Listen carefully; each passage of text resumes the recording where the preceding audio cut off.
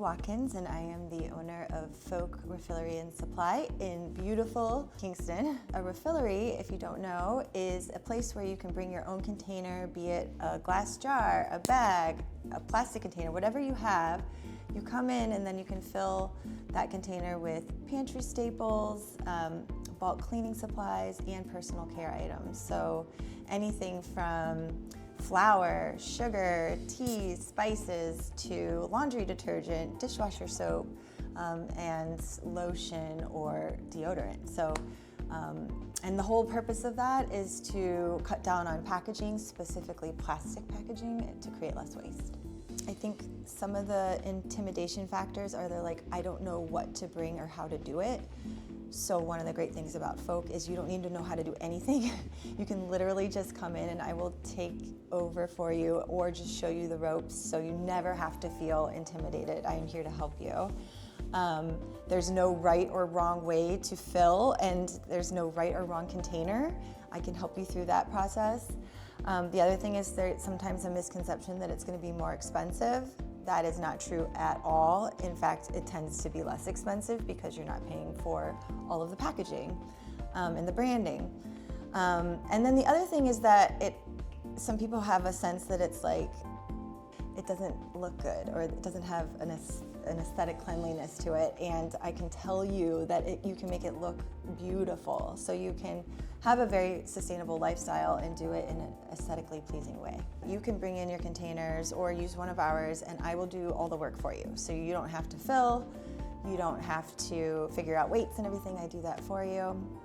And in addition to having all the bulk goods, we have tons of products for everyday lifestyle necessities that are sustainable, usually locally sourced, and tons of beautiful handmade goods that are from local artisans in the Hudson Valley region. So get a little fun little stuff on the side too.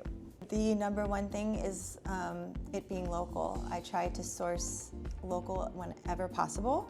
I really try to support growers, farmers, makers, and I just think that's so important because we're boosting our local economy and getting to know and have personal relationships with my vendors, which that means everything, is to have that like human connection to the people that made the good or the thing. I try to keep everything in what's called a closed loop system. So if something is brought to me or sent to me with the goods in it, I then empty the goods and then return it to that vendor. So I try to do that as much as possible. Sometimes it's not possible. I'll still get things that come sent in cardboard, but we make sure that nothing is shipped with plastic wrap, plastic film. It's all the compostable peanuts and paper wrapping. And then of that packaging material, I have wonderful vendors that want that stuff back. And so I give them all my packing peanuts, I give them all the paper, and sometimes the cardboard boxes as well. It's been a dream of mine for quite some time. I lived in Seattle prior to moving here, and I got really into refilling and wanted to open a zero waste store myself. And it was something I was able to accomplish here, and I saw a need for it in our community. We do have places outside of Kingston that you can go to, but not like right here in Uptown. So I saw a need, I knew I needed it, and other people wanted it as well. So you have to know that people want it in your community. That would be number one, so maybe do a survey. And then second is kind of location, just making sure that you're in a place where people will there will be foot traffic and people will walk by and be like, oh, what's that? And then the more people that walk by and go, what is that? They get turned on to zero waste or refillery, and they're like, wow, I didn't even know that was a thing. So I had a woman come in and she wanted one mango cheek, one apple ring, and one toothpaste tab. And I was like, you got it. Yeah. You can just test it out. And yeah, so there's no such thing as too little. We have some workshops on the horizon. I don't want to get too specific as to what they are yet, but I will be announcing some of those.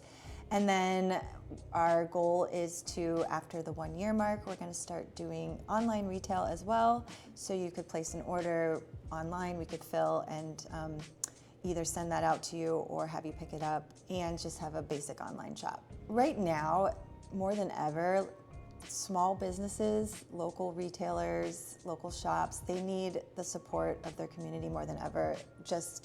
We can't compete with big box stores or large supermarket chains, and we're part of the community. You can come in, you can talk to us, we can share things with you, we can do hands-on things with you that you wouldn't be able to do just by, click to buy. So I just really, I just can't emphasize enough how important it is to support your local shops and businesses and grocery stores.